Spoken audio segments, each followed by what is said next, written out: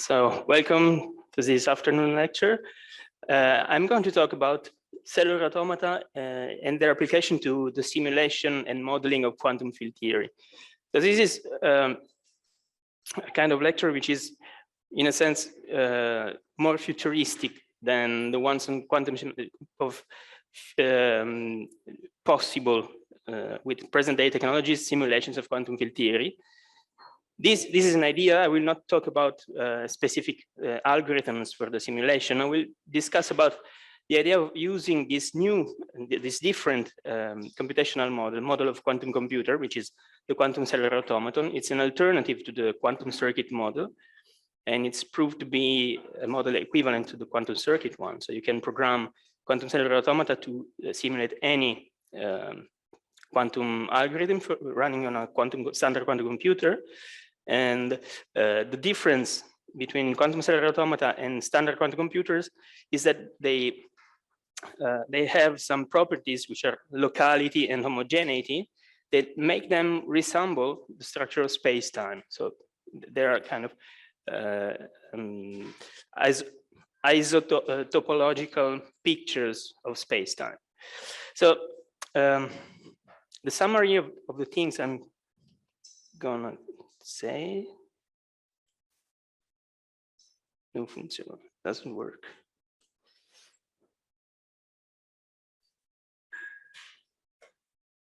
Okay, maybe. Sorry. This is a summary of the lecture.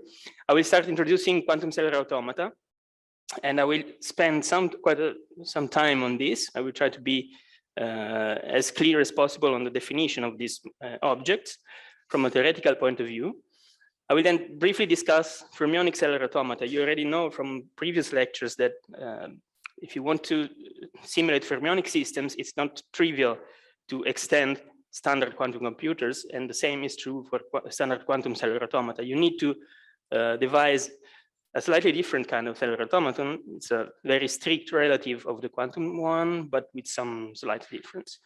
And why fermionic? Because the fields we want to simulate are matter fields like electron fields or charged particle fields, which are fermionic in the standard model of fundamental interactions. I will stick to the case of the so-called abelian case. I will be more clear on this. It's not, this abelianity is related to the structure of the translation invariance of the cellular automaton. So we'll consider cellular automata where translations commute, which is a model of standard Euclidean space-time. And I will show you how with fermionic cellular automata, we can also simulate Maxwell's equations, so bosonic systems with a very good approximation, both in the dynamics and in the statistics. Actually, there's some solution, but I skipped this part because it was too much material. So I will not talk about this discrete version of the path integral approach, and I will immediately discuss the interactions and nonlinearity. So all the things that I will discuss in the first part will be related to the reconstruction of free quantum field theories.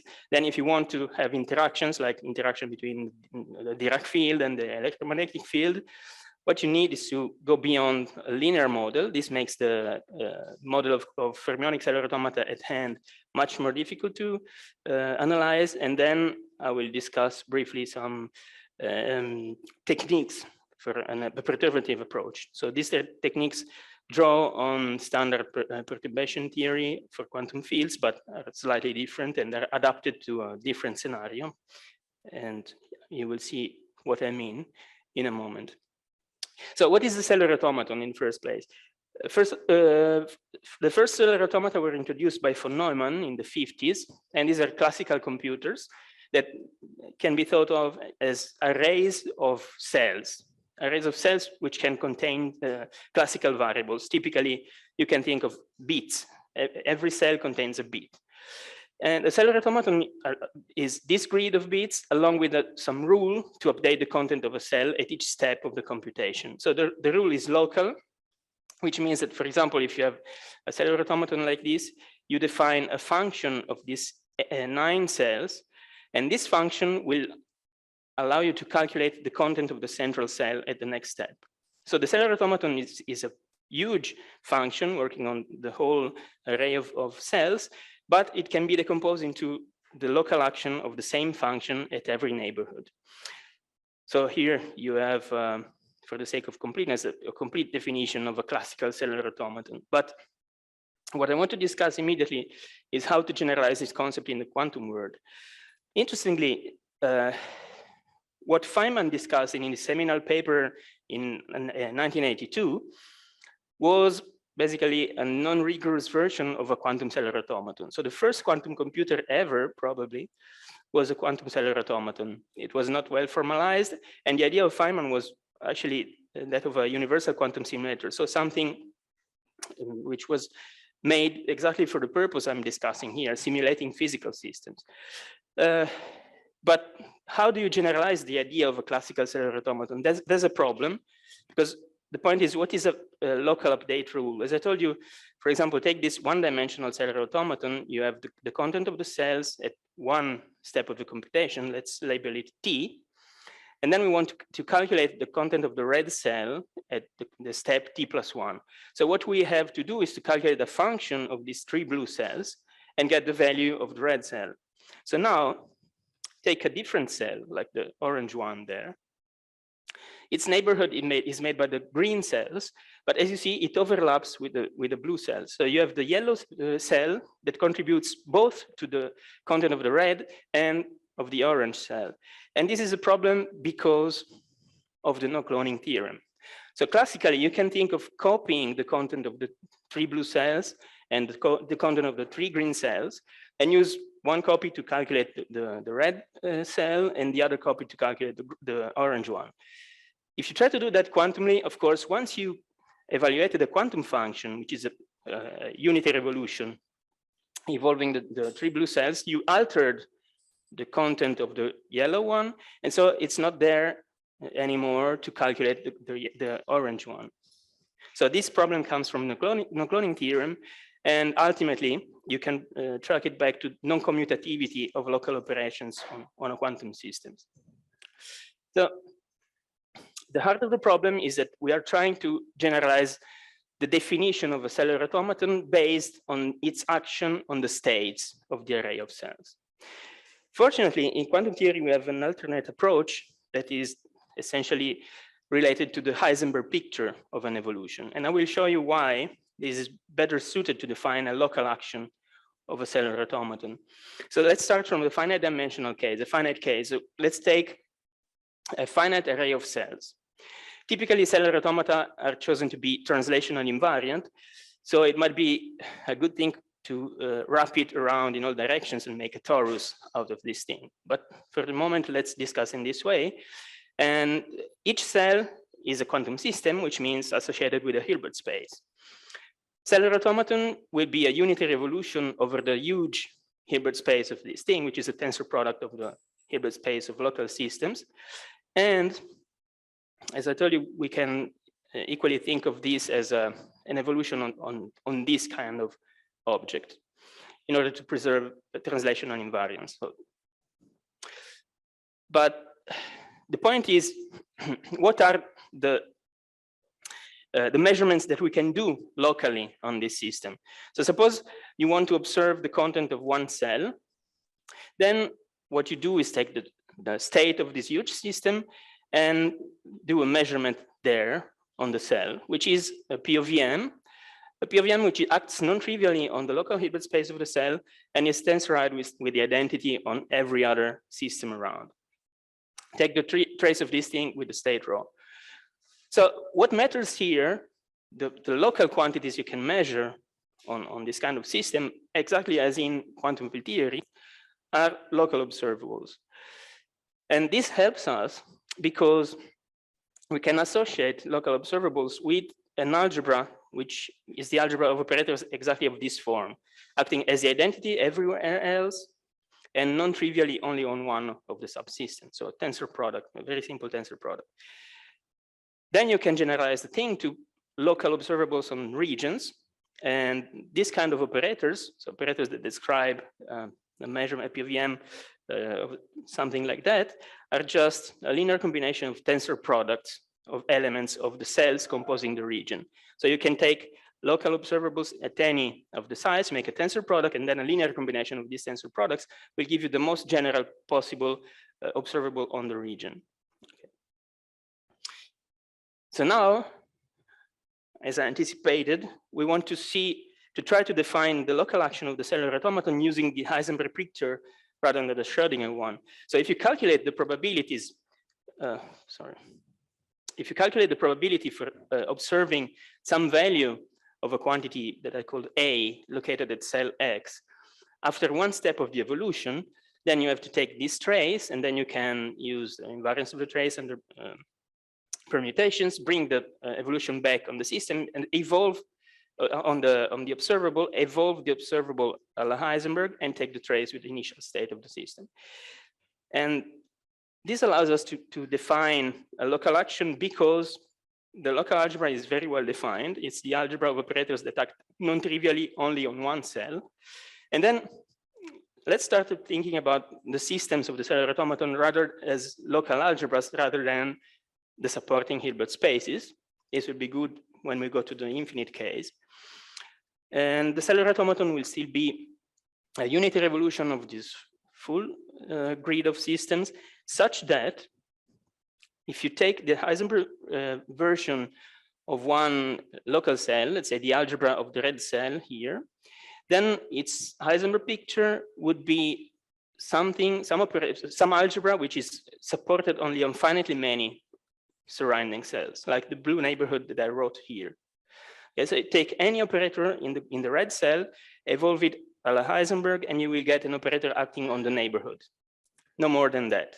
This is the generalization of the principle of locality that allows you to circumvent the problem of no cloning theorem to define the local action of the function. So more precisely, the neighborhood is defined as the smallest set of cells, right? Because I could place an identity, let's say in the upper blue cell.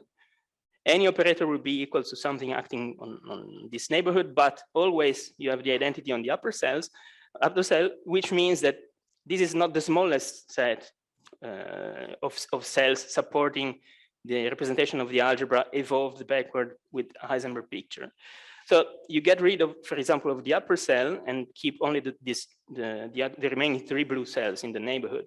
So the smallest set of cells that allow you to say that the Heisenberg evolution of the local algebra is factorized with everything else. This is the neighborhood of the cell. Okay, this defines the neighborhood of the cell, the set of cells where the information gets spread in one step of the evolution. By the way, are there questions? Feel free to ask questions at any time. Okay. So if this is clear, we can go forward and define. So this is the backward neighborhood because we evolved the algebra backward in time via Heisenberg picture. We can also define a forward neighborhood, which is just the set of all the cells such that Y is contained, X naught, so the central cell, the red one, is contained in the backward neighborhood of the cell Y. Okay, so we have 2 neighborhoods of every cell. One is its past and the other one is its future. And so if you represent the evolution as a sequence of layers, each one containing the array, making up the memory stack of the cellular automaton, this set of neighborhoods defines causal influence cones, which are the counterpart, the discrete counterpart of the light cones in a Minkowski spacetime. So the information that is in the red cell can come only from its past causal cone and can affect only its future causal cone in the evolution given by the cellular automaton. So locality immediately gives you a structure on the logical spacetime of the cellular automaton, which is related to some kind of Minkowski structure. So I claim that cellular automata are relativistic from the very beginning, in a sense. Okay, so now we have all the technical ingredients to go to the infinite case. What happens in the infinite case is that we have a problem defining the infinite tensor product of Hilbert spaces, okay? So, and then defining a unitary evolution there. So we need some care in constructing, in the first place, the kind of systems the cellular automaton acts on. So what is an infinite array of quantum bits of quantum cells? So the construction is borrowed from algebraic quantum field theory, and it goes like that. So once you arrange one quantum system in every cell, you have clearly the local algebra. So you can think of a local Hilbert space with its local algebra of operators for every single cell. So what you want to do now is to make up a larger algebra, which is an algebra acting on all the cells of the cellular automaton at the same time. And the construction goes in this way. So first of all, you start considering an increasing set of regions, larger and larger. And as you see in the example that I made, the red square is just one subset of this larger region, which is still anyway a finite region, a local region. Also for this guy, we have a picture in terms of finite dimensional quantum systems, which is this tensor product of local algebras for all the cells in the orange region. We can then essentially embed the algebra of the red cell into the algebra of the orange region by trivially considering this kind of embedding. So you take any element of the algebra of the cell x0, the red one, and map it into the same operator tensored with identity on all the remaining systems in the orange region, okay? So there's clearly a one-to-one correspondence between B and B tensor identity. And once you do that, you can start considering larger and larger regions, make embeddings, further embeddings in larger regions. And what you do is collecting all the algebras that you're constructing, which are well-defined. They're algebras of a finite number of quantum systems. And you need to identify the same operator when you look at it, let's say, as an operator of the orange algebra or an operator of the yellow algebra. So we have this equivalence relation. We said that two operators in this huge stack of larger and larger algebras are equivalent if at some point you will find a large region containing the two regions on which you define the two operators, such that if you embed Bi and Bj in the larger region containing both of them, then they are equivalent. They have the same representation in the larger region, which means if you look at acting on the red cell, you will see it as operator on the red cell, tensor identity on the orange ones when you think of the orange region. The same operator on the red cell, tensor identity on all the cells, including the yellow ones, if you think of it as an operator on the yellow region. And then if you embed the orange region into the yellow region, you see that the mapping gives you the same operator in both cases. So these are equivalent. These are two different representations of the same local observable. So you have to quotient the collection of all the operators that you get by this construction with larger and larger regions, modulo this equivalence relation. And this is the algebra of local observables. This construction is known in mathematics as an inductive limit. And this algebra, which is this collection quotiented by the equivalence relation, is the algebra describing all measurements, all observables that involve finite regions, arbitrarily large finite regions on the grid. So we can equip this algebra with an operational norm, which is essentially the usual strong norm, the complete boundedness norm on the Hilbert space of the finite regions. And this allows us to define Cauchy sequences of local operations. So you can take such a Cauchy sequence because you have a norm, you can evaluate the property of being Cauchy. And then you have also an operational interpretation for the property of a sequence of observables to be a Cauchy sequence. It means that if you take two different elements in the Cauchy sequence, at a certain point, they will be very much alike. there's no experiment that allows you to draw a big difference between the two things. So it's an operational notion, that of being Cauchy in the operational norm. The operational norm is related to the possibility of distinguishing two operations in an experiment. So now, the construction that we do is the following. We take equivalence classes of Cauchy sequences. So these two Cauchy sequences are equivalent if their difference is a sequence that definitely has an operational norm which is smaller and smaller, and eventually will disappear. So these sequences are sequences that might start different, but at a certain point, you have no difference, no operational difference between the operations that you're doing in the sequence B or the operations that you're doing in the sequence C. So equivalence Cauchy sequences are, you can think of them as protocols for measuring, such that at a certain step, if the approximation is good enough, they become essentially indistinguishable. So they represent the same measurement.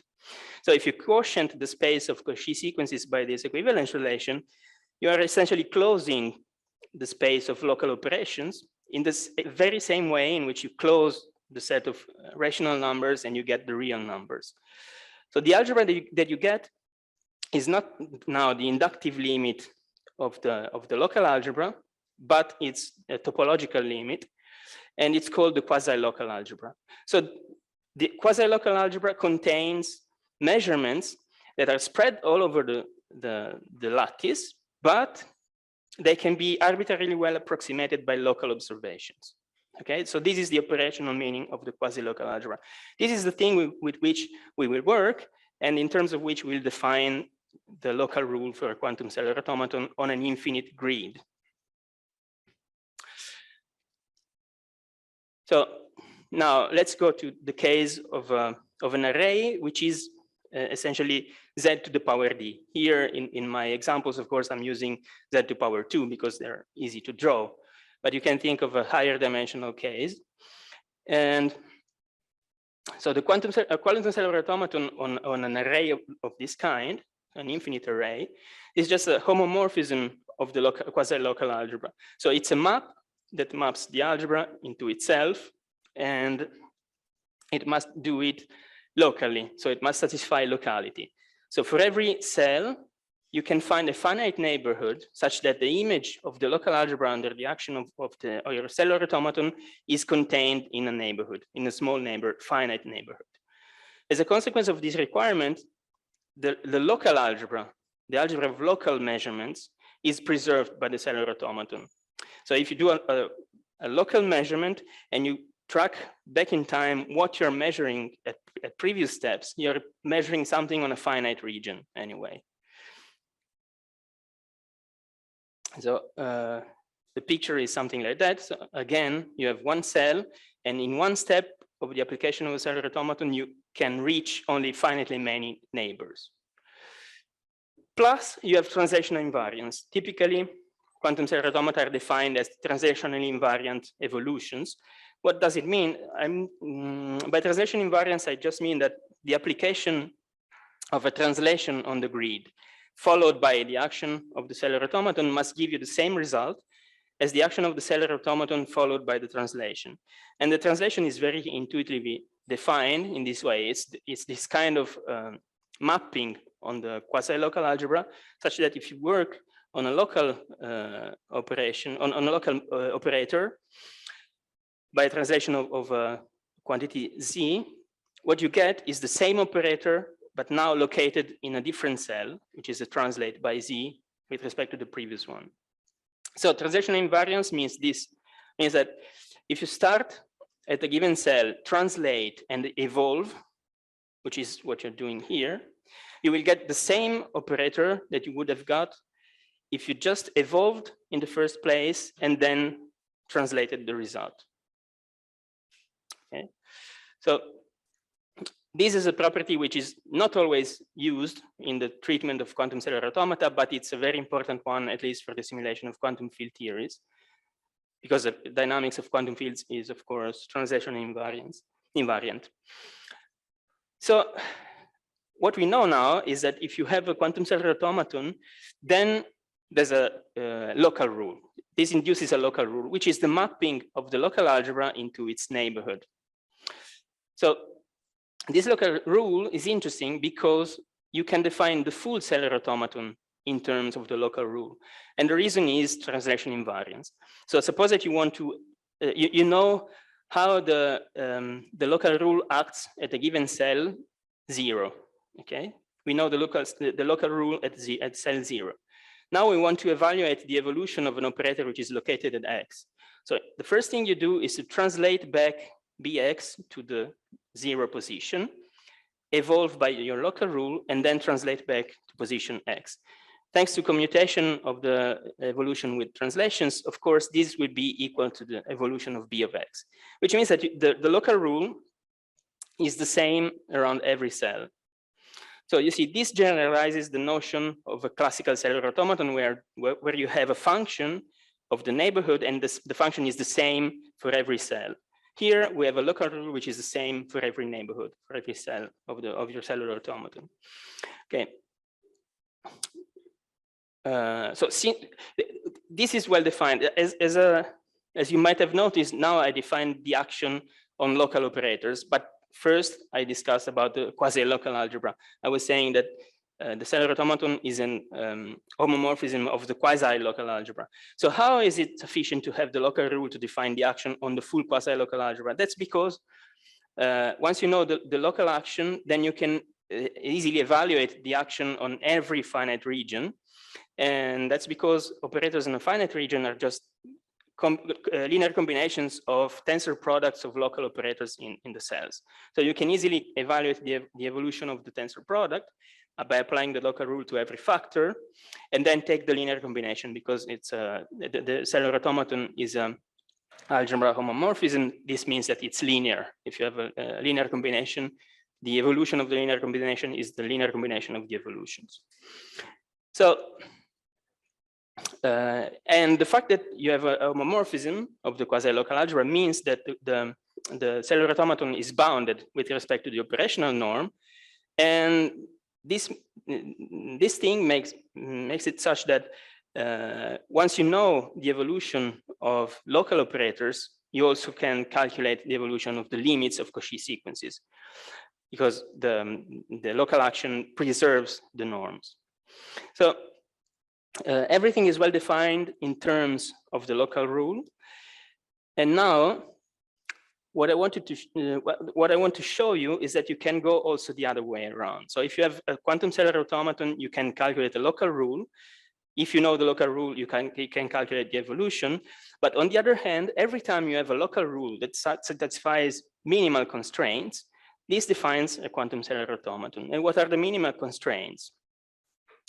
Well, you see, if you have operators located at different sites, they commute because they are operators acting on two different factors of a tensor product. So since you have the cellular automaton is a homomorphism of the algebra of local operators, also their images must commute, which means that if you evaluate the local action of Bx and the local action on By, also the images will be commuting. And this is not trivial if the two cells are close like those ones. It would be trivial if they're far apart because their images wouldn't overlap, so they would be in tensor product anyway. But if their neighborhoods overlap, then you have a non-trivial condition because the images, you see now, overlap on the overlapping regions of the neighborhood. And then you have to impose that the two images commute. This is a non-trivial condition for closed cells, for the images of operators on closed cells.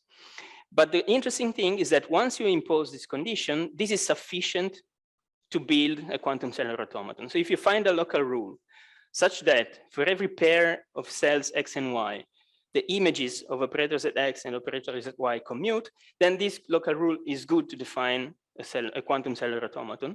And the idea is very simple. If you want to evaluate the action of a cellular automaton on a tensor product of local operators, like this tensor product of Bx's, then you just have to take the product of the images of the Bx under the local action. And this product is well defined independently of the order in which you do the product, just because of this commutation condition. Okay, so this thing is well defined and defines an action of a cellular automaton. So the quantum cellular automata are in one-to-one correspondence with these local rules that locally commute. So the interesting thing is that the commutation condition is local. So if you see here, it involves neighborhoods that are overlapping. Okay, the condition for non-overlapping neighborhoods is trivial. So the condition is exactly the same on this infinite grid and in this toric grid, finite grid. So what does this mean? It means that if you look at this condition locally, well, it doesn't make any difference if you're in the infinite case or the finite case, which means that you can classify cellular automata on infinite grids by just classifying cellular automata on their finite version on their wrapped version. And for this reason, this is called the wrapping lemma. Okay, the only thing you have to avoid is to wrap too much so that neighborhoods that were not overlapping then become overlapping because of your wrapping. Your wrapping might be too tight. If you avoid this, apart from this caveat, every wrapped version of the infinite case has a classification of possible quantum cellular automata, which is coincident with the classification of cellular automata on the infinite grid. And this makes the analysis quite easy because for many purposes, you can make up a finite cellular automaton and it will behave exactly as its infinite dimensional infinite counterpart. So as long as you're considering the evolution of some state prepared in a finite region and discard what's outside this region for a finite time, then evolving on the finite case will give you exactly the same information as evolving in the infinite case, and you're not losing any evolution in this case. So this means that you're putting a maximum length for your algebra. I mean, if you want to study it on the wrapping version, yes, you can only study for a limited number of in the infinite case, right? Exactly. That, as I said, this holds if you want to study something that happens on a finite region for a finite number of steps. Okay, which means that you don't have to. Oh, yeah, also in time, for a finite number of time steps, of course. But as long as the things you're interested in are of this kind, then there's no difference. Of course, if you need to see what are the probabilities for observables that are delocalized more than the finite case, you need to go beyond that. Okay. So the interesting thing is that you can also evaluate the local action by Stein-Spreng's theorem and see that the local action can be reduced essentially to a unitary conjugation like this one. So you embed the local operator on your cell into the neighborhood by tensoring it with the identity, and then you conjugate with some unitary. You always can find a unitary that does this job. And then the evolution of the operator in a region is evaluated as this product of actions of local unitaries.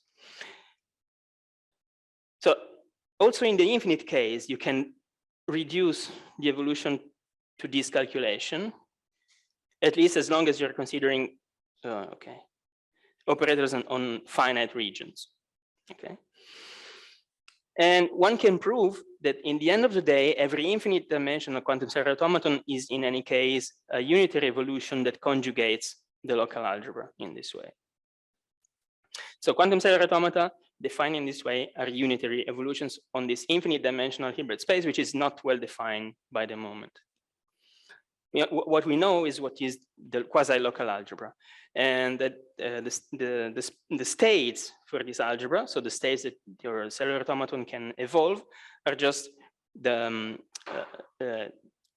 correspond to the dual spaces for the reducible representations of the quasi-local algebra. So if you choose a vacuum which is invariant under the action of the cellular automaton, you can take small perturbations of the vacuum and maybe excite some cells here and there, just finitely many, and construct a Hilbert space with these finite excitations. And this will be a good state space for your cellular automaton. So let's now be a little less abstract and think of examples to grasp the idea slightly better. So let's consider qubit cellular automata in one dimension. So we have a tape of cells, like a tape for a Turing machine. It's labeled by the integers, like x, x plus 1, x minus 1. And every cell is a qubit, okay? So an example of a cellular automaton in this way is given by this local rule. A local rule will be some map that acts by conjugating unitarily and goes from the cell of one, the algebra of one cell to the algebra of the 3 neighboring cells. And one example of such an evolution is the following. So take sigma x in the cell, sigma 1, 1, 2, and 3 will be x, y, and z. Sigma 1 at location x, its evolution will give you sigma 3 at x, tensored with the identity on the 2 neighboring cells. Whereas the evolution of sigma 3 at x will give you sigma 1 at x times sigma 3 in the 2 neighboring cells. Okay. So of course, that's all I need to define, because now sigma 2 is the product of sigma 1 and sigma 3. So if I take the product of the images, I will have the image of sigma 2. The image of sigma 2 will be minus sigma 3, sigma 2, sigma 3. Okay. This is very easy to check. We're still considering like local preserving map on the local algebra, right? Yes. I'm repeating. Yeah, the question was whether we are considering cellular automata as local algebra preserving evolutions. Am I right? Okay. And the answer is yes. As you see, operations that are localized at text here get just spread on the neighborhood. So sigma 1 remains exactly in x, and sigma 2 and sigma 3 just go to also touch also the neighboring sides, but no more than that. So you can check as an exercise that actually the images of these algebras for neighboring sites commute. Okay, not now, you have to follow. This is a homework.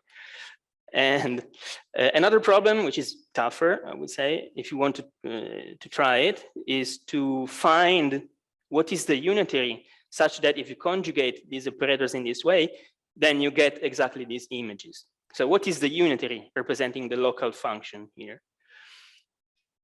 It's not unique in general.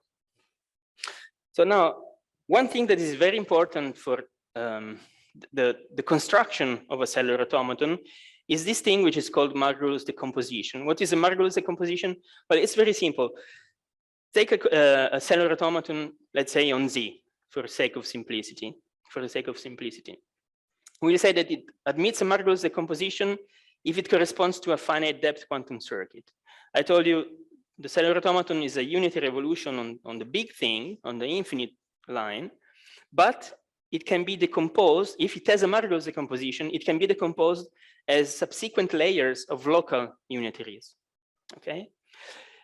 Interestingly, not all the cellular automata have a Margulis decomposition.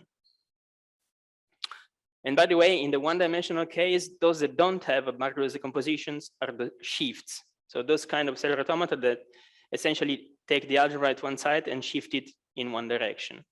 Just map it exactly as it is on the neighboring cell. And of course, everything which can be built out of this shift. So every shift followed by another cellular automaton has no Margulis decomposition.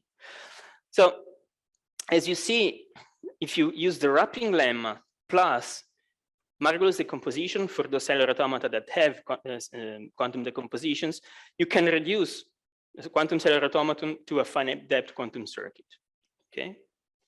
So this is important for the sake of the simulation of the evolution of a quantum cellular automaton. And interestingly, there's a family of cellular automata which are known to have Margulis decompositions, which are constructed in this way. Suppose that you have any quantum cellular automaton on a grid like Z to power D, so D-dimensional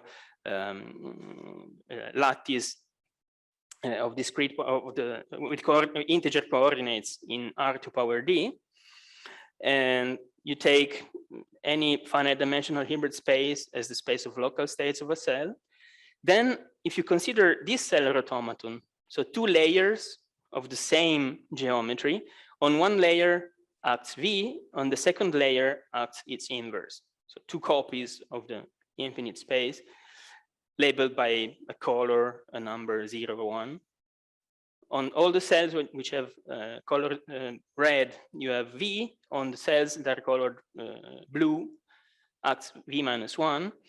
Well, this kind of cellular automaton has a marvelous decomposition.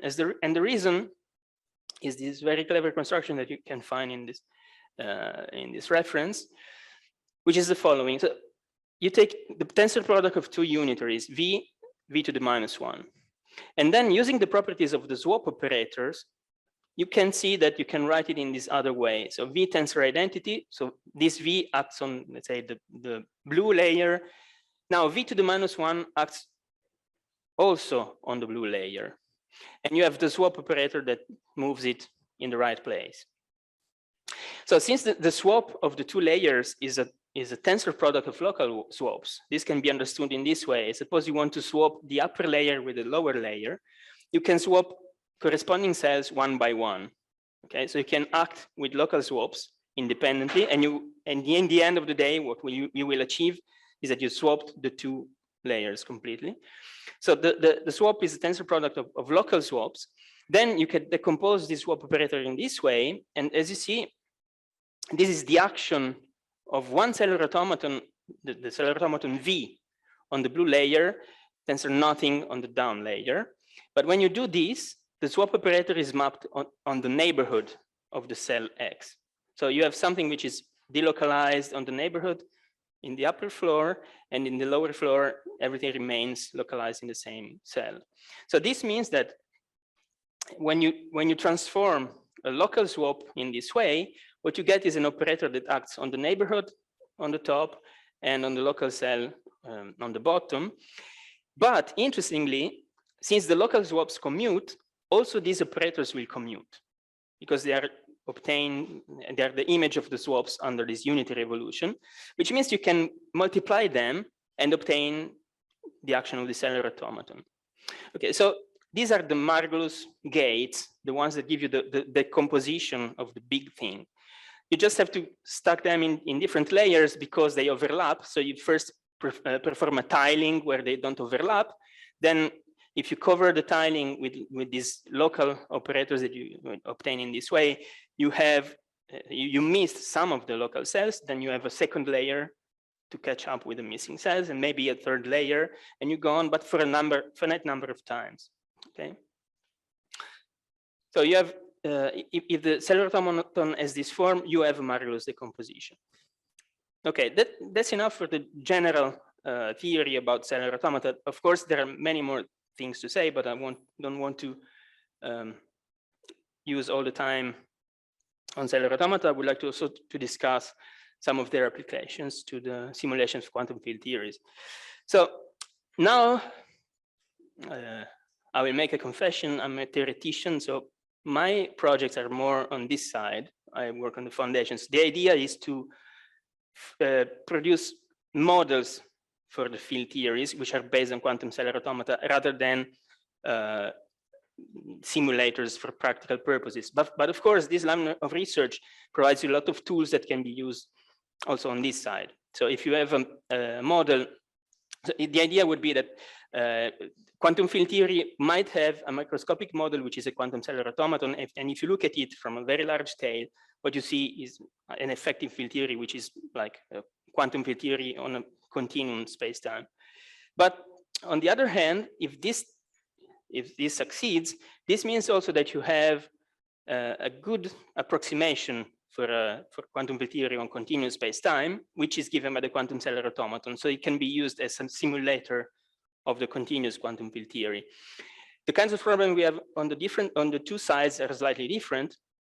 So on the left-hand side, you have this problem, which you have a quantum cellular automaton underpinning space-time. So up to now, I discussed about fixed geometries, but now if I get rid of space-time and I want to recover it as an effect an effective description of physics due to an underlying algorithm, which is a quantum cellular automaton, then I have to revisit the notion of homogeneity. I have to define translation invariance because there's no translation if there's no space underneath.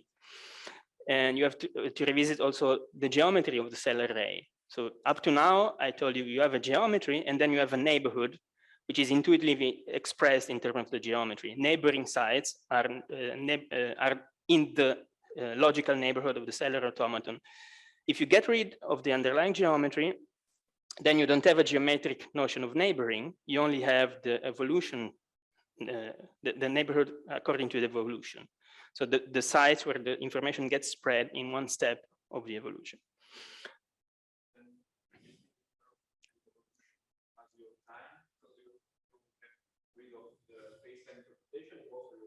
Yeah. So the question is, what happens with time in this picture? Because if I get rid of space-time, I won't have time. Not only I won't have space, I won't have time. Okay, that's a very good question. The point is that you will have some logical space-time. You can construct it, and then you have to check what are the physical description of evolutions that you have in this logical space-time and see and reconstruct a correspondence with the equations that we have for physical space-time. And there would be, I would say, a posteriori justification for the interpretation of this time as the thing underpinning the physical space-time. So if you get the right physics, then that's a good model. But there's no reason to think from scratch that this is time. On the other hand, if you go on the side of simulations, we have a problem because normally field theories are formulated in the Lagrangian, in terms of Lagrangian interactions. And here we have a kind of Hamiltonian model, not even Hamiltonian because we are considering unitary evolutions, that there's no infinitesimal cellular automaton. We're considering discrete time evolution. So we have to find some appropriate way of defining discretization of your continuous quantum field theory, reduce it to some Hamiltonian model in some sense, and see whether the two things correspond in some way. So if the calculations that you're doing for the simulation give you what you expect from them. And then the tools that we construct here will turn useful also for this kind of analysis. So in order to briefly discuss the first part, the fundamental part that I introduced, I will give you a picture of how we construct the logical space-time. So we start with a denumerable collection of systems, which are our cells. Now they are not arranged in any geometric matrix, they are just denumerable. You can label them, but there's no meaning attached with this label apart from an arbitrary label. So now you consider an automorphism of the quasi-local algebra on this thing. And then what you do is check the neighborhood of every cell. And what I mean is that I take the Heisenberg picture of the local algebra of one cell and see whether it gets tensored with the identity on some other cell, or the other cells are acted upon non-trivially by the image. If they're acted upon non-trivially by the image, I will deem them being elements of the neighborhood, and I will draw an arrow from my cell to the neighboring cell. So you see, the neighborhood relations construct a graph. And this graph is a very rough geometry. So this means that in this approach, geometry is reconstructed from the evolution. You don't need to have a geometry to define the evolution. You have an evolution, and this gives you also the geometry of the whole thing. And this graph represents the graph of causal relations which are detected by evolution rule. This means that if you have encoded some information in a cell, you know that under the evolution of the cellular automaton, this information gets spread to the neighboring sites and cannot get anywhere else. Okay. This is a kind of locality in this language. Okay.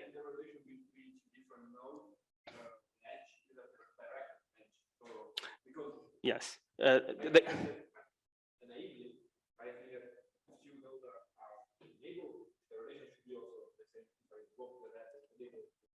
Yes. Okay, that's another good question. The question is whether the neighborhood relation is directed so if the arrows have a definite direction, and the answer, of course, is yes. It's not clear from the outset that if you have one neighborhood relation, also the converse relation holds. But you can prove that if the cellular automaton, for example, has a marvelous decomposition, then this must be true. This must be the case. So cellular automata which have a marvelous decomposition have a reciprocal kind of neighborhood. And interestingly, the kind of situation where you don't have this is the shift. Of course, if you have a one-dimensional shift, every cell is shifted to, let's say, its right. But of course, no cell is shifted to the left. So the neighborhood relation goes in one direction. But this is exactly the prototype of cellular automaton which doesn't have a marvelous decomposition. And you can impose some reasonable physical principle why you would like to have cellular automata where the neighborhood relations are reciprocal. Okay, but the interesting thing is that if you start from the evolution rule, you can construct a graph, and a graph is a metric space. You can define distances on a graph. The distances are given by the number of the minimum number of steps you need to make on the graph to get from one point to the other. Okay, so the shortest path from one point to the other gives you a distance between the 2 points. You can also define homogeneity without underlying space, without making reference to translations. This must be made rigorous, and it's too long to discuss here, but I did it in this paper. And as a consequence of this definition of homogeneity, what you can prove is the evolution of a homogeneous cellular automaton will be represented, will have a graph which is the Cayley graph of some group. What is a Cayley graph? Well, think of the group in this way in terms of a presentation. You choose generators of the group, like red and blue. Okay, red arrow, blue arrow. These are the two generators. Every element of the group is a sequence of red and blue elements or their inverses. And then on the right-hand side of this presentation, you have these words like 5 times R or 5 times B, blue, or 2 times RB. Okay, what are these things? These are the words that are set equal to the identity. So this is the presentation corresponding to this Cayley graph. If you look at this, if you take 5 subsequent blue steps, you get to the same position you were at the beginning.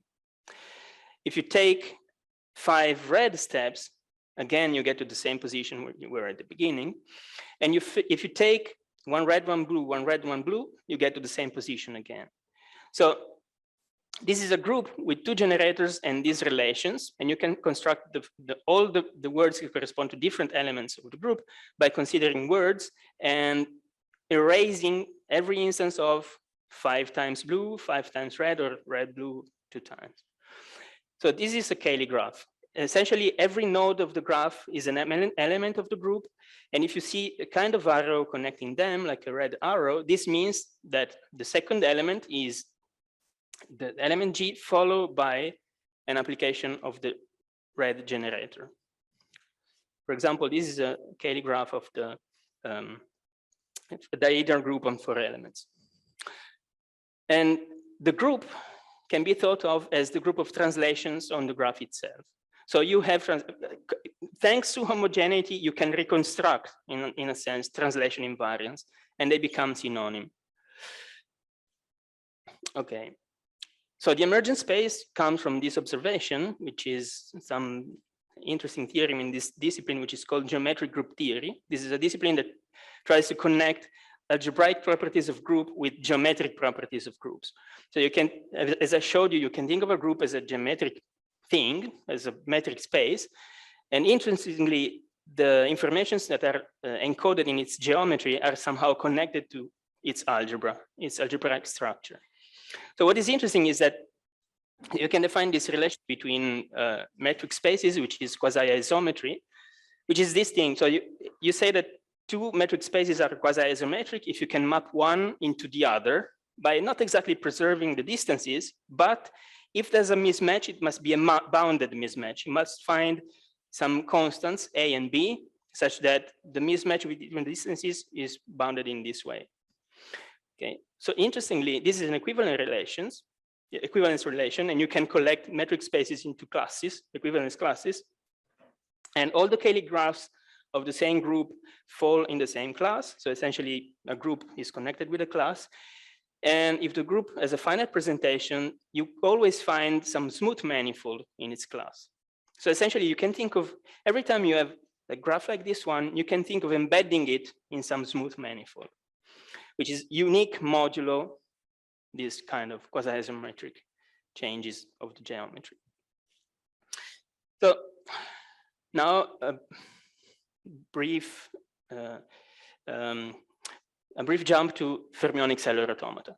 So as I anticipated, up to now I discussed everything in the case of quantum cellular automata. Every cell of the grid is a quantum system, a Hilbert space with its cats, operators, and so on and so forth. What about fermionic cellular automata? Well, now the cells are fermionic modes, local fermionic modes, which means that if you have creation and annihilation operators for the excitations at one cell, they do not commute, so they cannot be represented through local quantum operators, but they must anti-commute. So this is a problem you already faced. You already saw, for example, in the lecture of yesterday. And so fermionic theory can be thought of as a theory that embodies this canonical anti-commutation relation algebra. And if you have this algebra, you can represent it on a Hilbert space, which turns out to be always the Hilbert space of n qubits. N fermionic modes, Hilbert space is a space of n qubits. And you can construct the Hilbert space by raising states in this way. So if you have, you can take the ket, which is a ket of a binary string. S is a binary string, and the binary string corresponds to the application of these powers of the creation operators on the zero eigenvector. So you create, this means that you're creating, if you have a bit string, you create in a given order one excitation at every place, which is specified by the bit string. So for example, if you take this bit string 001, 0110, it means that you're taking the zero string and you're acting on it via these three creation operators in the order for the sixth one, the fifth one, and the third one. Okay, so the problem with the correspondence between quantum cellular automata and fermionic cellular automata is locality, because there's no local way of encoding the CAR algebra into a bosonic algebra, commuting algebra. So essentially every representation is unitarily equivalent to this one, the Jordan-Wigner representation. If you take the annihilation operator at site I, for mode I, it will be represented by a string of identity operators on all the qubits up to I-1. Then you have a sigma minus at site I, but then the following sites are all occupied by a sigma z. So this is clearly a non-local operator. So you can check easily that indeed this representation embodies the anti-commutation relations thanks to the presence of these sigma z's in the tail of the operator. Okay. But now we think of fermionic theory as a theory per se, and avoid its representation in terms of qubits. It's a local theory. It's a perfect theory for building building fermionic cellular automata. So now every cell is corresponding to an algebra which is generated by these annihilation and creation operators. The phi I, the operator phi I, is a spinor. Okay, in general, you can have more than one mode in the same cell, which means that you have an extra degree of freedom, which is an internal degree of freedom. Here, I labeled it with labels from 1 to S, a finite number S. For example, it can be a spin degree of freedom, a helicity degree of freedom, charge degree of freedom. So at every site, you can have different kinds of excitations. Okay. So, any reversible evolution must preserve the canonical anti-commutation relation. And then in the finite case, you can prove that this is an if and only if condition. So the representation of the CR algebra is unique modulo unitary transformations. And this means, thanks to the wrapping lemma, that the same thing holds in the infinite case, at least for those kind of grids, graphs that have a wrapping, a reasonable wrapping, which does not disturb the neighborhoods. So let's start from a simple case, linear fermionic cellular automata. What are linear fermionic cellular automata? These are those cellular automata where the field operators at step t+1 are just given in terms of linear combinations of field operators at the previous time step. Okay, in general, they could be polynomials, but in the linear case, they're just linear combinations. This means that you have matrices that combine, that represent this transition from step t to step t+1. And here the neighborhood relation is very simple because every time the matrix Aij is non-null, you will draw an arrow between the two sides. And if it's null, no arrow. So in this case, just see this kind of structure. So the reason why linear cellular automata are pretty easy to study is because you can reduce them to quantum walks. And how does the construction work? So suppose you have this evolution. Here I take the creation operator instead of the annihilation ones, because then I want to apply them to the vacuum and start constructing excitations. So if you have this thing, you can apply both sides to the vacuum and construct local states. Okay, these states are states that represent a single excitation on the whole grid, and they're like wave functions. So the connection between field operators and these one excitation states is the same that you have between second quantization description of fields and wave function in first quantization. So interestingly, since the information about the evolution of this wave function is completely encoded in these matrices, which are the blocks of a unity revolution on the space of wave function, essentially you can study this evolution, which is a quantum walk. And if you understand how single excitations evolve, then you know everything about the dynamics of your automaton. If you have many excitations, essentially they don't see each other. They evolve independently of each other, each of them as a single particle excitation. So they don't have any interesting interaction. So this kind of cellular automaton is particularly suited to describe a non-interacting evolution. And what you can do is to start asking yourself, what are the cellular automata that will be embedded smoothly in a Euclidean geometry? The interesting result is that, I mean, this is an example of an instance of geometric group theory that I anticipated before, is that, for example, this geometric property of being quasi-isometric to a Euclidean space is connected with an algebraic property, which is a property of the group of being abelian. Okay, so a very strange connection between two properties which are completely different, one geometric and the other one algebraic. So, for example, if you want to reconstruct cellular automata, they give you a two-dimensional space or a three-dimensional space, then you have to consider Bravais lattices, the Bravais lattices of solid-state physics. And what we studied was exactly the case of abelian groups, because in this case, you have a very simple diagonalization of the spatial degrees of freedom, which can be decomposed into plane waves. And you can do a Fourier analysis of the states. Instead of local states, you consider plane waves on your lattice. And then the cellular automaton gets this form. It's a direct integral, so you have the spatial degree of freedom, which is a wave function. For every wave function, you have a unitary matrix acting on the internal degrees of freedom. For example, if you take 2 components per every cell, this will be a 2x2 matrix, which depends on the wave vector k. And this unitary matrix is just this linear combination of the transition matrices that I showed you before, combined with these exponentials. Okay, so this means that the wave vectors, in this case, since you have a discrete structure, belong to a finite region, which is the Brillouin zone, and you can start imposing unitarity conditions. So locality reads in this way in terms of the matrix WK. It must be a linear combination of the transition matrices with this particular dependence on the wave vector, which is this kind of exponential. Whereas unitarity is easily imposed in the reciprocal representation because it's unitarity of the WK for every wave vector K. But if you translate this condition back in the direct representation, the one in terms of transition matrices between local sites, it gets rather complicated. It's a set of equations which is not easy to solve, but it can be solved at least in the easy cases.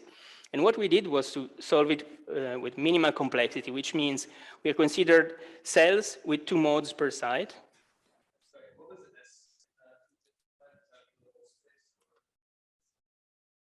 Which one? S is the set of neighbors, or the generators of the group, right? Every generator corresponds to a neighboring side, and this is the set of neighbors or generators of the group.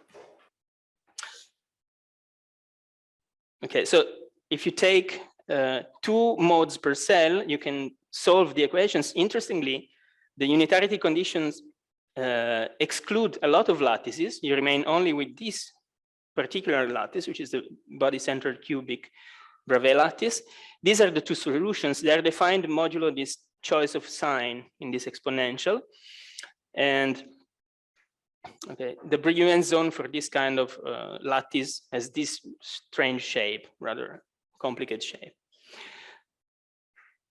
So the solutions are 2, and you have 2 eigenvalue equations for the 2 solutions.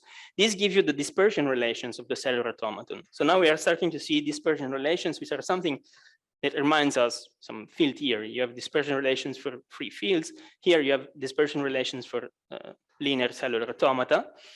And the dispersion relation has this form in terms of trigonometric functions of the components of the wave vector in this way. It's rather complicated, but it has some nice limit in the case of small wave vectors. So wave vectors with small components. So indeed, you can take the unitary WK and think of it as the exponent of some interpolating Hamiltonian. Why interpolating? Because you can think of interpolating this discrete time with a continuous time in this way. So if every step, one step will occur at time t equal 1, and subsequent steps will occur at discrete values of the time variable. But in the meanwhile, you can, between 2 steps, you can still think that something happens. And so this gives rise to a differential equation, which is this kind of Schrödinger equation for the cellular automaton. And the interesting part is that if you consider this applied to states, what you get is this kind of Schrödinger equation in terms of the interpolating Hamiltonian. And for small wave vectors, it has this form, which is that of a Weil equation. So essentially, starting from the simplest case, we selected a very special cellular automaton, which in the small wavelength limit, which means a limit where you are not resolving the discrete structure, the discrete geometric structure underlying, but you're looking from very far apart. The dynamics that we will see is relativistic dynamics, Weil's equation.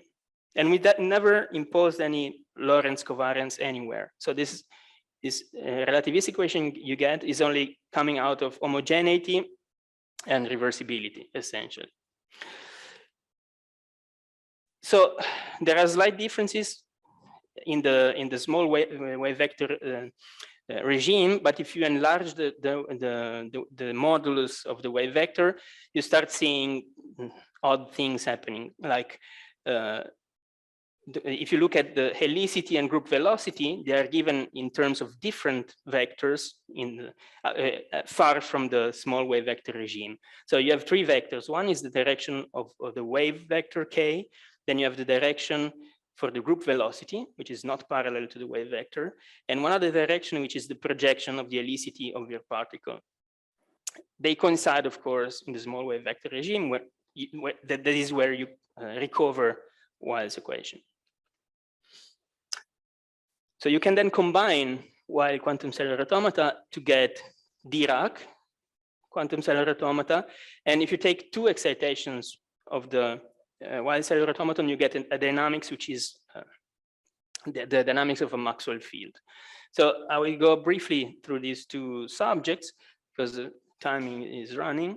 And okay, if you take 2 copies of the Weil cellular automaton in 2 blocks, and you couple them with a completely local coupling, which means that you cannot not have any dependence on K in these off-diagonal blocks, then you can prove that the only unitary evolution that you can have, the only quantum walk you can have as this form.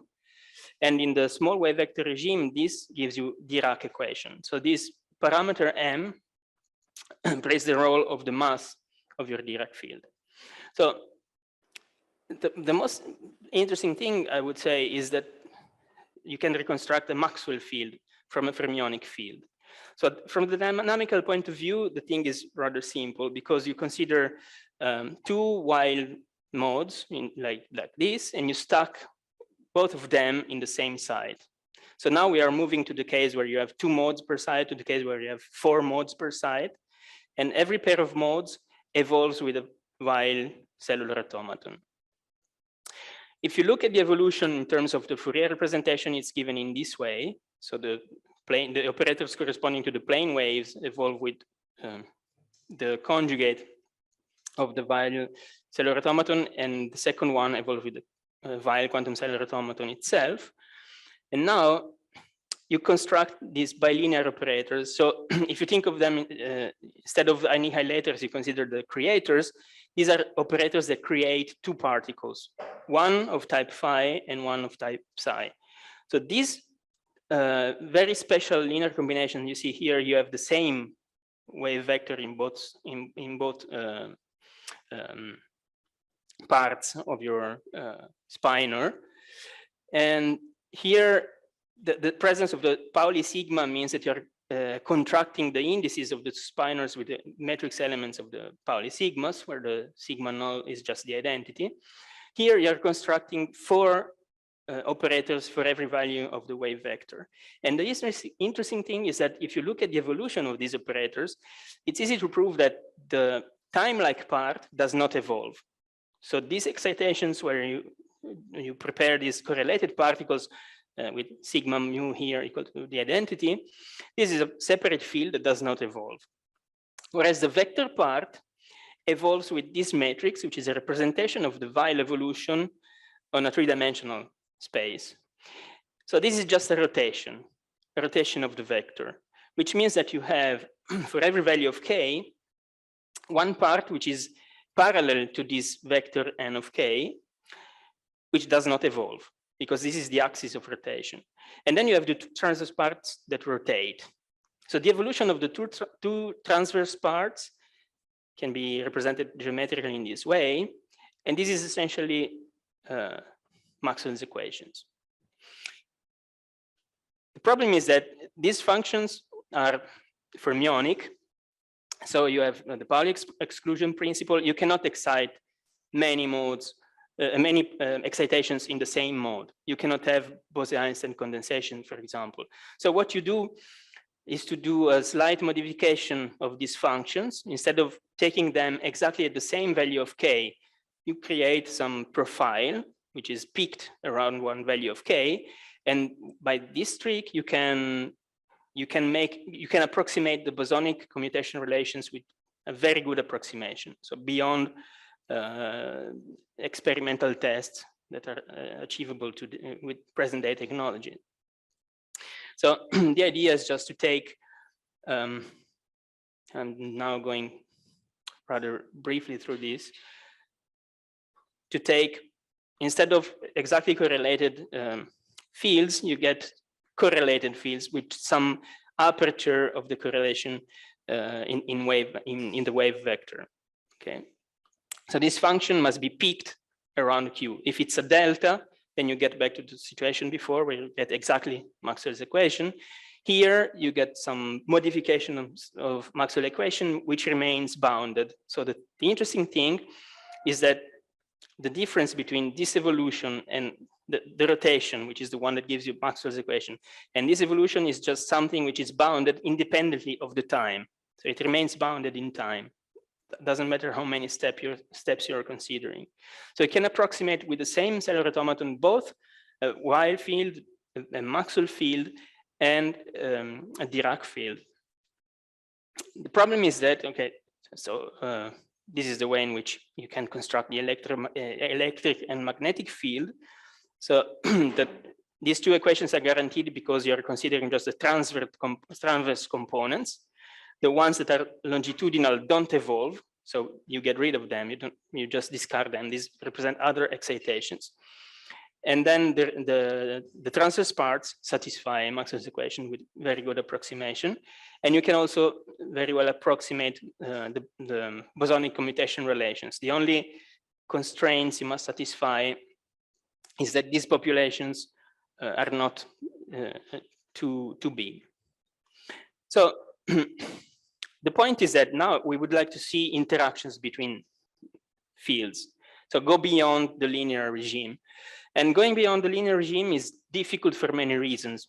But for the analytic analysis, for the analysis of the cellular automata, and also because if you want to define the continuum limit of a nonlinear cellular automaton, things get much harder. For example, we intuitively introduce the continuous limit for linear cellular automaton by considering the wave vector. Okay, small wave vector means that you're not resolving the discrete structure underneath, and then you're somehow in a continuous limit.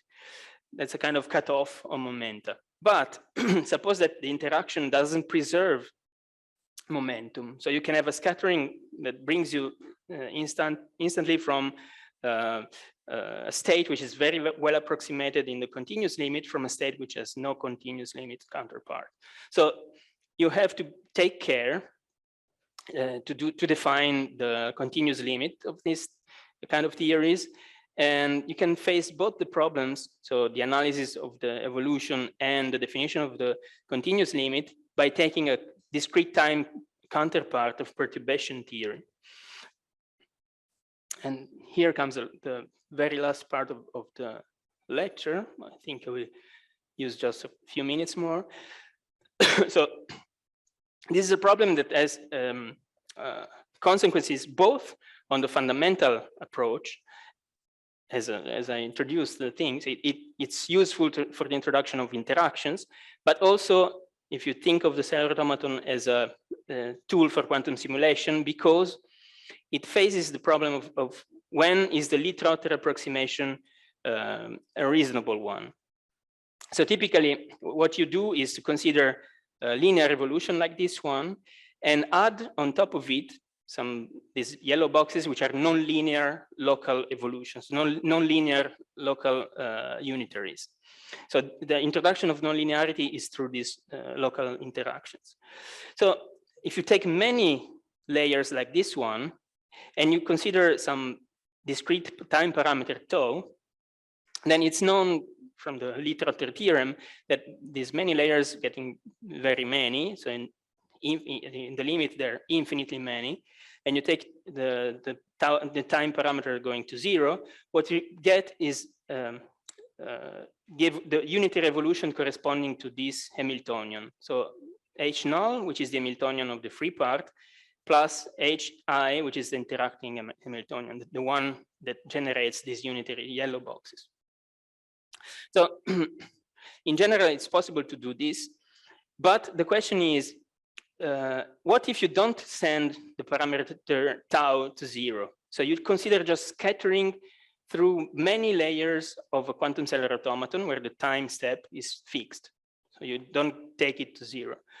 And then compare the scattering matrix of this model with the scattering matrix of the continuous model.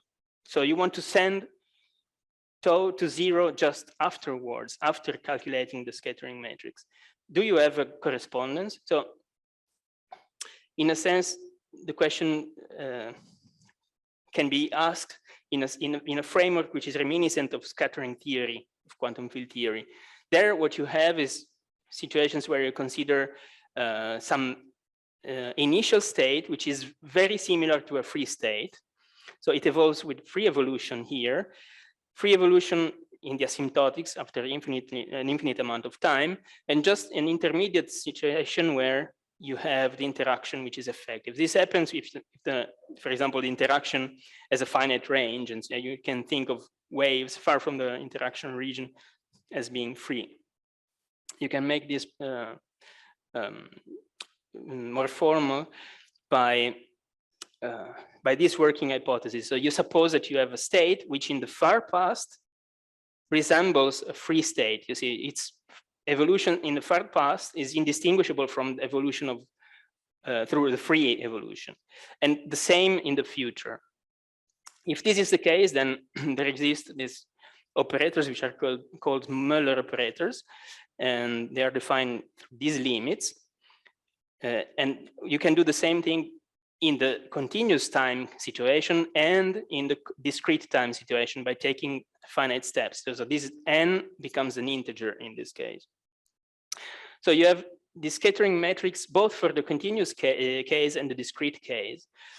And the theory of scattering tells you that if these operators are well defined, you can construct this thing, which is the scattering matrix, and the scattering matrix transform the input states into the output states. You can use the scattering matrix and disregard what happens in the transient where the system are really interacting. So some mess occurs, but in the end of the day, you started with something which resembles a free state and you get at the output something which resembles free state. So you can check conditions under which these Muller operators exist, and under suitable conditions, they are, the scattering matrix is unitary and commutes with the free evolution. So the point is that okay, you can check all this and it's good, but then the question is, as I told you, so start with a cellular automaton, consider its Lee-Trotter limit, which will be a continuous evolution, and then it's the scattering matrix of the continuous evolution. Is it true that if you don't take the continuous limit in time, you just consider the scattering matrix of this model, and then afterwards you consider the limit for time step going to 0, you get the same scattering matrix? Yeah, this is important because this you can do, you can simulate with a quantum computer. This one you can only approximate with the finite tau. So there's an answer which is unfortunately a technical one. So we have sufficient conditions on the free evolution in order to guarantee the convergence of the scattering matrix for the discrete model to the scattering matrix of the continuous model. I went very fast through this because it's rather technical, but if you're interested in the details, you can find them in this paper. So let me conclude. This is just an overview of the subject that I touched. So I started introducing quantum cellular automata and then introducing their fermionic counterpart. I discussed quantum walks as a representation of free quantum field theories, the case of linear fermionic cellular automata, and discussed Weyl and Dirac equation, and then introduce interactions and some techniques to approach the problem of interactions. Of course, this way of simulating quantum fields is not as concrete as the algorithms that are studied for present-day quantum computers, but that they can give you some interesting insight in the physics, the microscopic physics underlying quantum field theory. They might be good models for physics, but they also are good candidates for a futuristic simulation toolkit. So that's almost all I wanted to say, and thank you for your attention.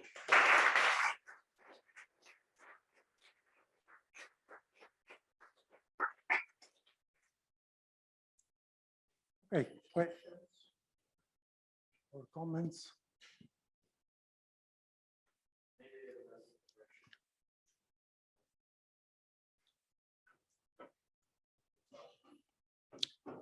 So can you say a little bit more about the last line of the overview, so perturbation theory? So it's not completely clear to me the relation between standard perturbation theory and perturbation theory in the sense that you explained. So because it's in this discrete time. So if I add more the one, okay, it makes sense. If I add more step in the time evolution, it's not the same to going in power of h in the Planck constant. It's not completely clear to me the perturbation theory for particle physics and this kind of perturbation theory. They are the same, or there's some subjects that I miss? Maybe Are you referring to this situation, right? Exactly. So here you keep the time step of the cellular automaton fixed. You don't send it to 0. So you're not going exactly to the continuous time regime. You're just considering the asymptotics. Okay, many steps.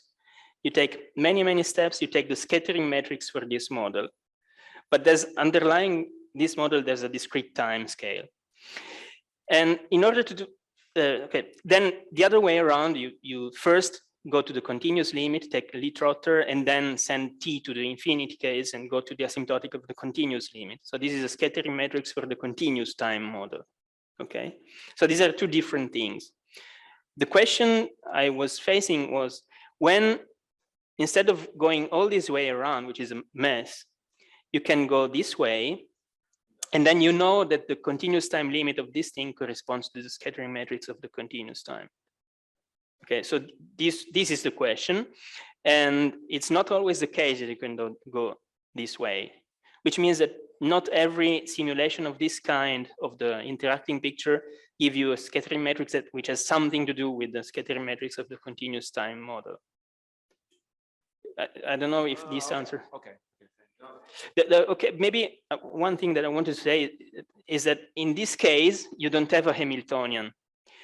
And that's why I was talking about perturbation theory in the discrete time case, because you don't use exactly the equations of perturbation theory, but you have to adapt them to the case where instead of Hamiltonians, you are considering unitaries.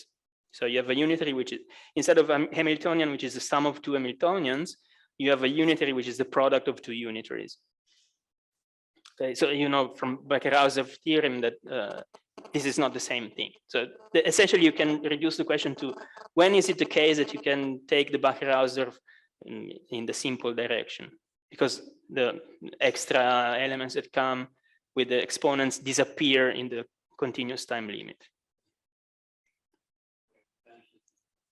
Thank you.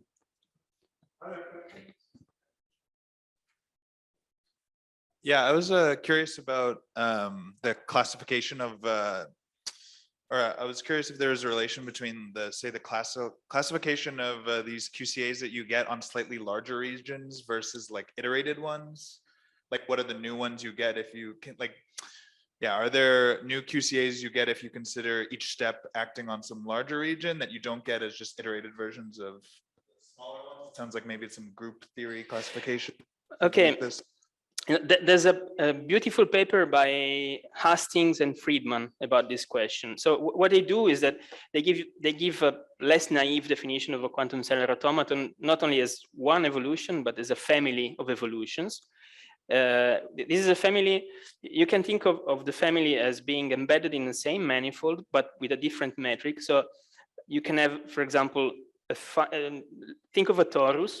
You can have a finite chain of sites. And then you have the same local rule, but you enlarge the chain and you make it larger and larger until you get to the arbitrarily long chain. And this family, according to their definition, defines a unique cellular automaton, which boils down essentially to the local evolution rule. And what they prove is somehow that under suitable geometric conditions on the manifold, you have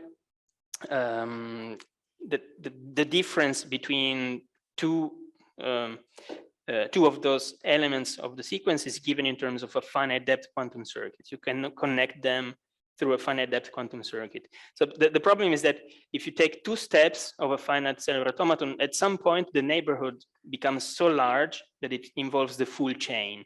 Okay, so they wanted to define the group of cellular automata so that you can compose two of them in a sequence in an arbitrary way, such that you don't scramble the neighborhoods too much in this way. So they use, in order to define this composition, they go to elements in the sequence which are large enough so that the neighborhoods remain bounded when you embed them in the manifold. And what they prove that is that essentially the geometric structure of the manifold guarantees you some nice behavior of the group of cellular automata. I don't know if this answers your question. Yeah, maybe I can ask offline also. I had a second question, which is, yeah, I was curious if this is also related to say like integrable spin chains with that get like that act on more and more sites or something like this, the long range spin chains or something. I can view, say, a QCA, like one of these QCAs is moving me in the space of Hamiltonians that get progressively longer and longer, act on more and more qubits or something. Yes, yes. There's one thing to consider there, because if you consider a cellular automaton, you have a finite time evolution, and locality is defined in terms of the neighborhood, right? But if you take the logarithm of this unitary that gives you one discrete step, this Hamiltonian, if you look at it as an Hamiltonian, might be non-local on the spin chain. So that's the difficulty of comparing local Hamiltonians with local cellular automata. Yeah, I think I was thinking of the time step of the QCA not as implementing some real-time evolution, but as like moving in the space of these Hamiltonians that do become progressively more non-local. As you like say, deform, you can deform a local Hamiltonian and it gets you a non-local. No, okay, this connects to the thing that I was discussing before. It gets non-local if you think of embedding the cellular automaton in some manifold and keep the same metric on the manifold, of course the neighborhood gets larger and larger. But if you do it suitably by every time you enlarge the number of points in the chain, you make the metric smaller such that the neighborhoods don't overlap. You can have a sequential composition of cellular automata which suitably defined doesn't scramble your neighborhoods too much, okay? Of course, this is a very delicate mathematical theory, and the papers I was mentioning by Hastings, Friedman, and co-authors are very complicated. But you can do this construction. If you want to look at cellular automata as elements of a group, you can go that way, and things are properly defined. So you don't get too delocalized if you compose many of them. Okay. Yeah, maybe it would be interesting for them to get delocalized, is what I'm saying. There's maybe context in which that's also interesting. I don't know. You keeping the metric fixed, yes. Yeah. Thank you. Thank you. Other questions? No? Okay. So let's come back in 15 minutes, like 10 to 4.